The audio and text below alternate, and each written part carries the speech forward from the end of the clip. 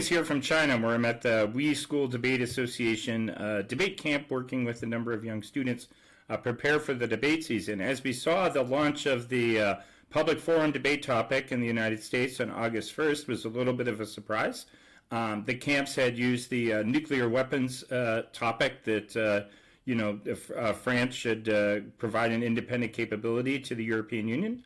That topic did not win, and we are debating should the United Kingdom rejoin the European Union. So given that change, I wanted to get out a quick lecture. I put a research packet in Debate Us for you to start immediately using, but I wanted to get this out. Specifically, the resolution states, resolve the United Kingdom should rejoin the European Union. Before I get into any more details related to this, I just would like to thank Navi Education, located in New Jersey and New York City, for sponsoring this lecture. They offer public speaking and debate courses and tournament entry as part of its team throughout the year. They also have college counseling courses, and AI courses, AI literacy courses, AI and entrepreneurship courses, and they will be supporting entry in the President's AI Challenge. They also teach reading and other critical thinking skills, as well as test prep. So if you're interested in participating in Navi Education, you can see their email below, info@naviconsultingny.com, and you can always reach out to us at Debate Us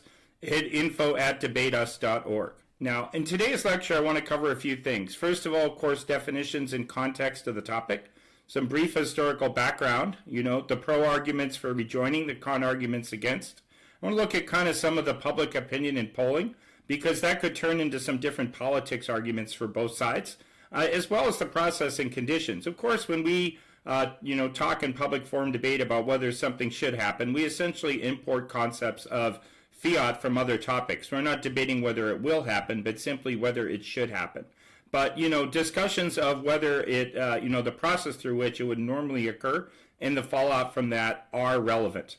And then, of course, I'll just kind of offer a few things in conclusion. So just as a little bit of context, right, some definitions of context. The resolution does say the UK should join. The United Kingdom includes England, Wales, Northern Ireland, and Scotland. And the effect of kind of the UK leaving the European Union, which we'll talk about in a minute, has impacted these different regions in different ways, with probably the greatest impact coming on London itself. Right. The European Union. The European Union, if you attended debate camp or you worked on the other topic, you are already familiar with.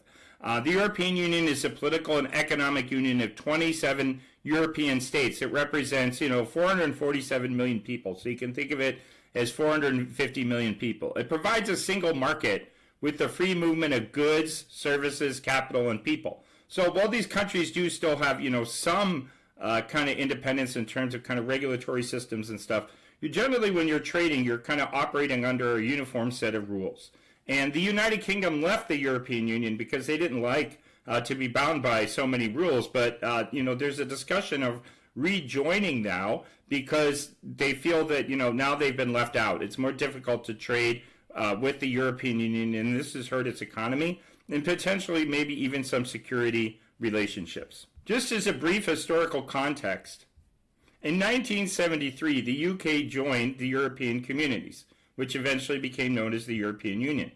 In 2016, a referendum was held in which 51% of the people in the UK voted to leave.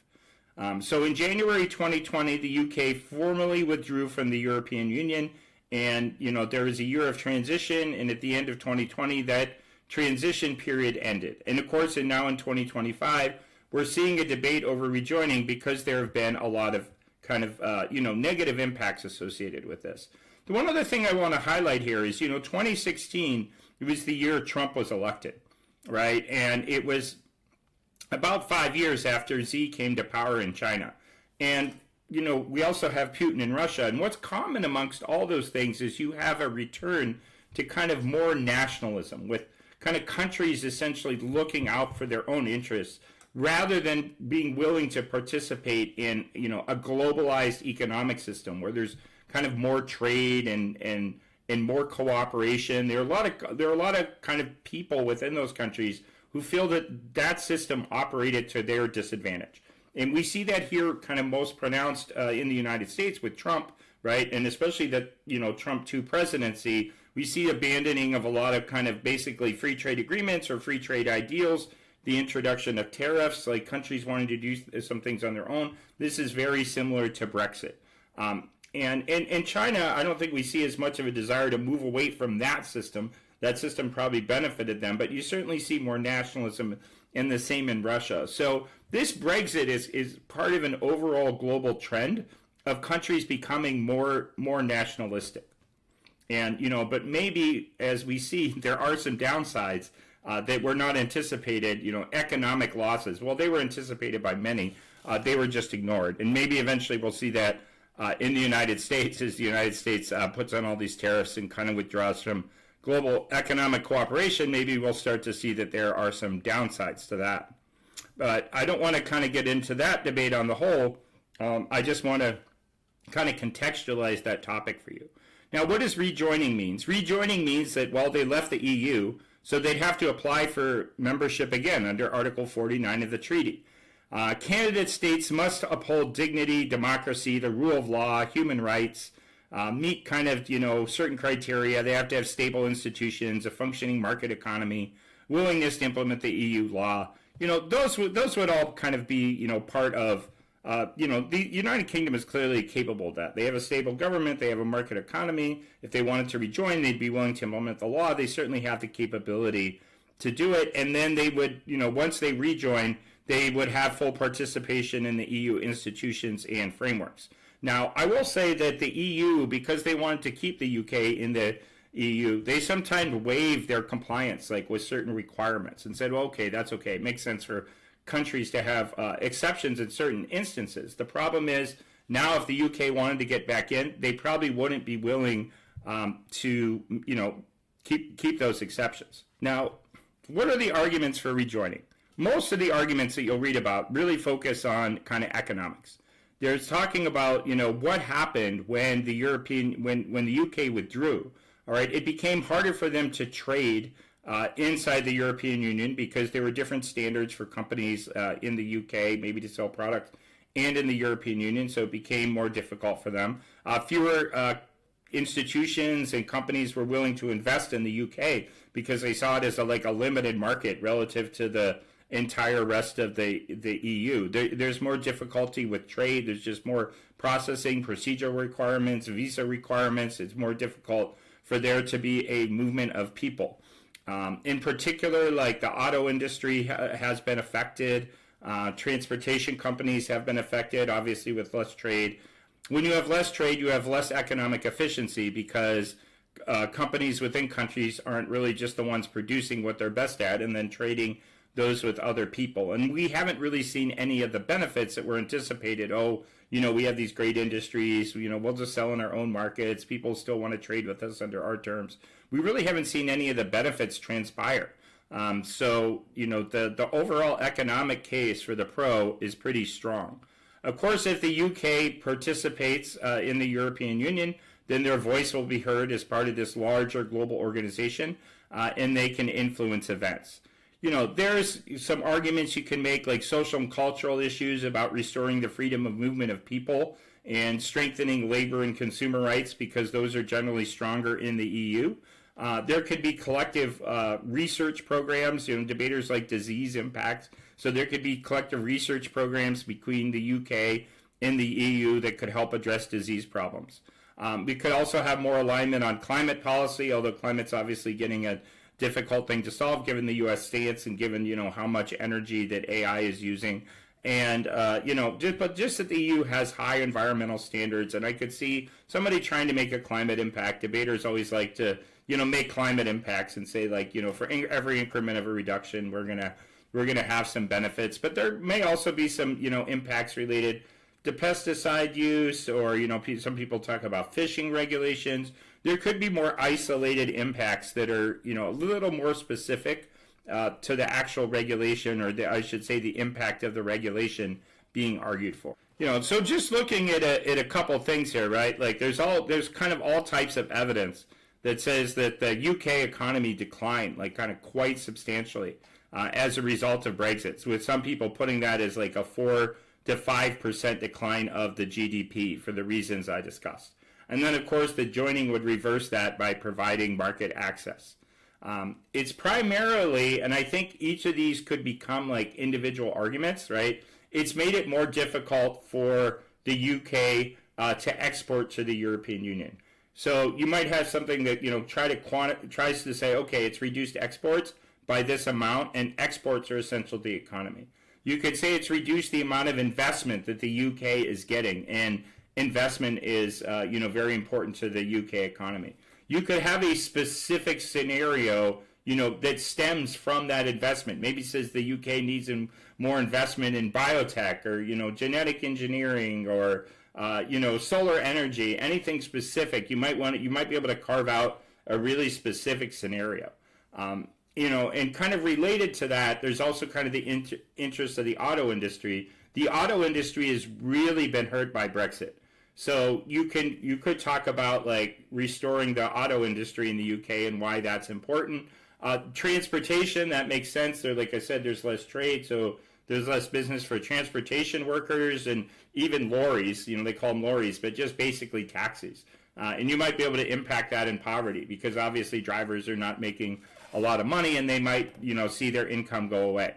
It has hit the London area particularly hard. So you could have an impact to, just kind of the London economy. There's also kind of some environmental or social, benefits, right? Like the higher standards from the European Union tend to protect workers, consumers, safety, right? Consumer safety for the products, the regulations on the products, environment, maintaining social and labor rights. There's more free movement of people, which obviously increases economic activity, even from simple things such as tourism, but also business. And then just the idea that, it's good, there should be kind of rights to movement, that people should be able to move around between countries easily. There's participation in, kind of exchanges, student exchanges under these accords, research that I talked about, and I said maybe implementing the EU's climate policies that I'm sure people talk about, but just because debaters love to talk about climate change, but I'm sure it'll barely make a dent. The other thing is just kind of, to kind of conclude on the pro here, I think kind of an argument could be made, and there's kind of some evidence that gets at this, and if you debated the other topic thinking it was going to win, you're going to kind of find some evidence here, but I think you could tell a compelling story that if the UK rejoined back into the European Union, it would basically send the signal that, hey, we are Europe, we are strong. We're going to operate as a common economic body, which means that, when Trump kind of challenges us with all these tariffs, we can band together and support ourselves economically.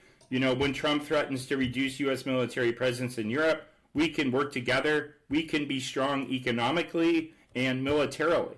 Right? So we have this economic foundation, but we're also going to pool our military resources. Like I was saying, France and the UK just kind of like talking to each other. We're going to pull our military resources so we can be strong against Russia.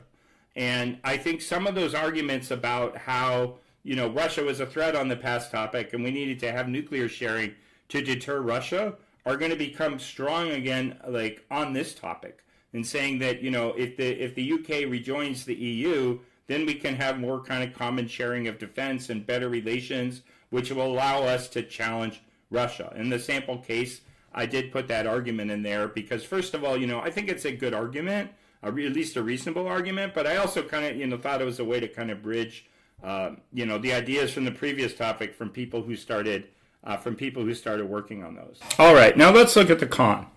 I will say, part of the reason I think the other topic lost is because the pro was not very strong and the con was very strong. On this topic, I think the pro is probably much stronger than the con. So, no topic has a perfect balance. That's just kind of something to think about. I will talk about some of the, the arguments that are available here on the con to make, but the con might have to be a bit creative. So one argument, the main argument against kind of rejoining is that the original argument for why it left is that the UK would essentially lose its sovereignty because it would kind of be bound by all these EU regulations and obligations that it didn't want to have. So, that's true to a degree. I mean, obviously, if the EU decides to rejoin and take on these obligations. It's not a literal loss of sovereignty, but you can find some evidence that talks about that, and I did include it as one of the con arguments because at the very least you should probably debate it in some practice debates. It does give them a little bit less autonomy over trade. They have to comply with all these regulations. But again, as I mentioned, it seems that they were the overwhelming economic beneficiary.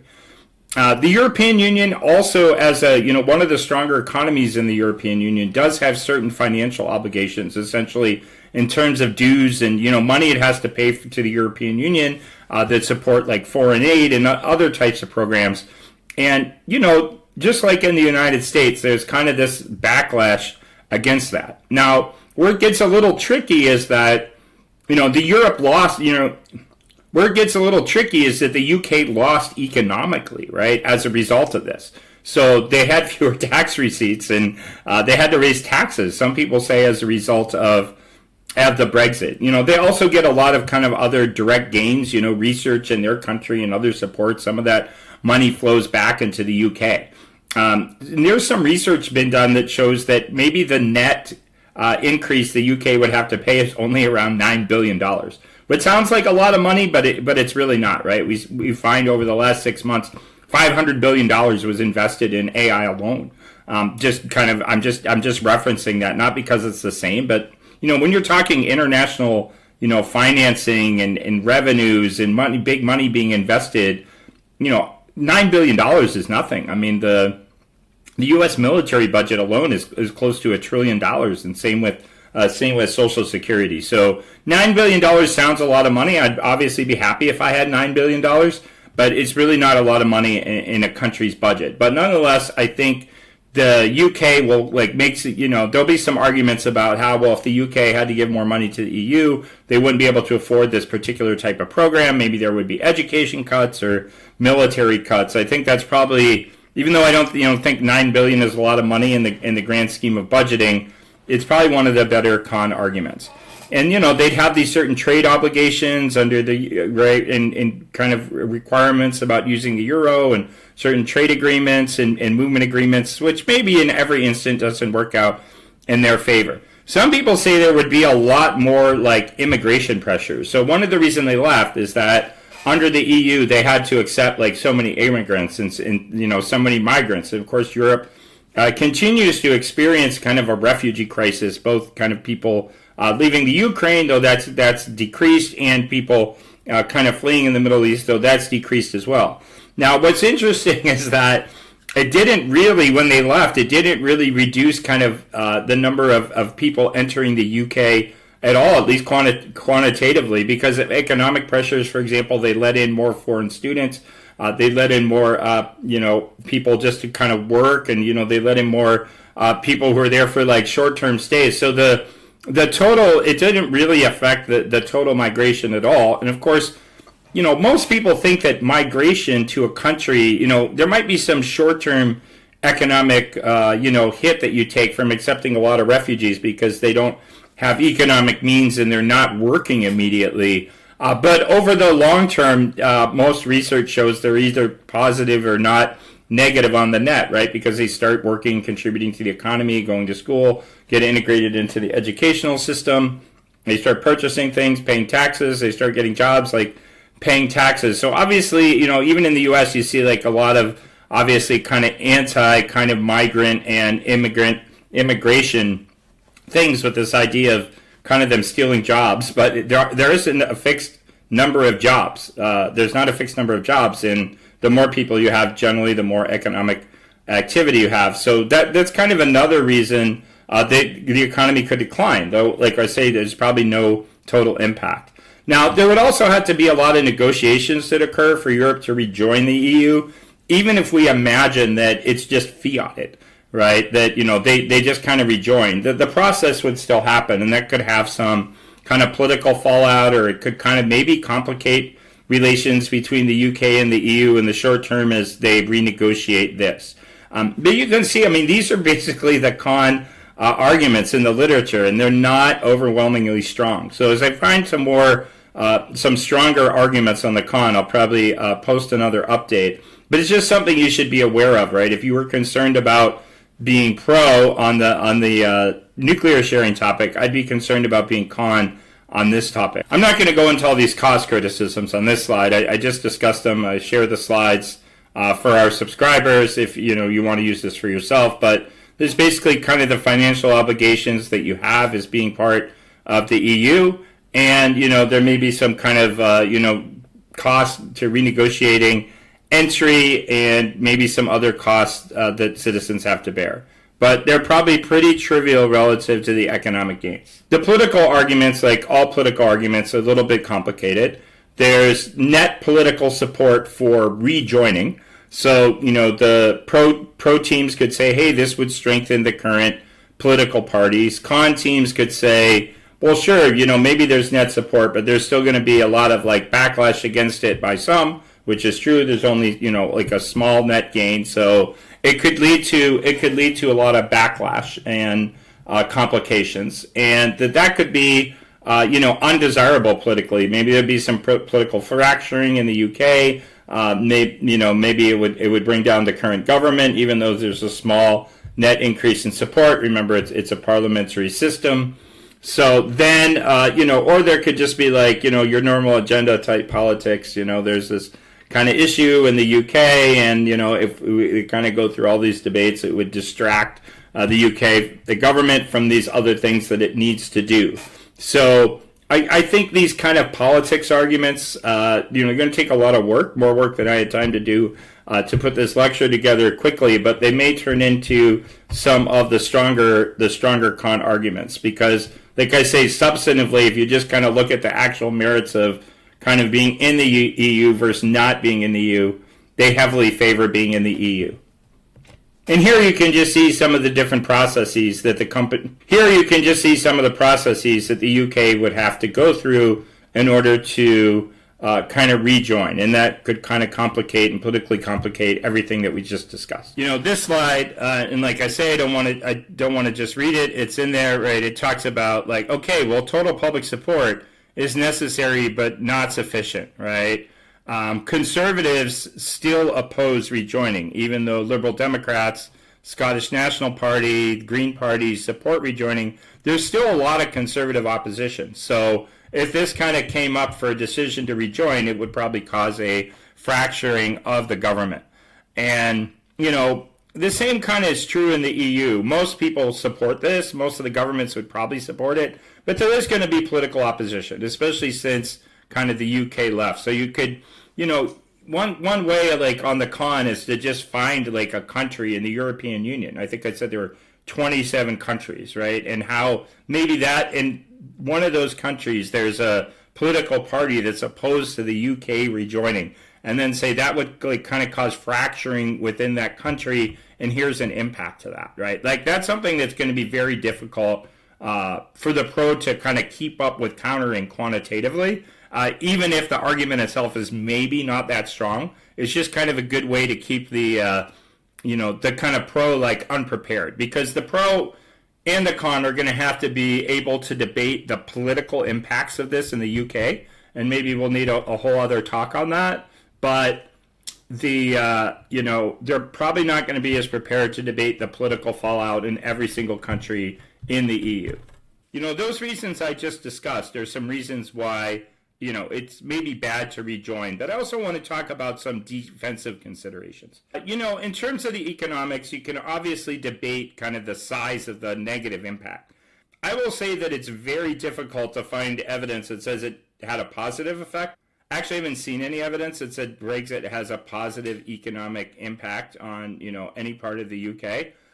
You can debate how big the negative impact is. I've seen anything from kind of 1 to 5% of the total economy. So the more you can reduce it, the better. But in addition to that, there's also some emerging deals that the UK is making with the European Union kind of as a whole, or side deals they're trying to make with individual countries to increase trade, to kind of reduce the visa barriers. So there's a lot of action being taken currently that doesn't require a full rejoining of the EU to capture some of the benefits.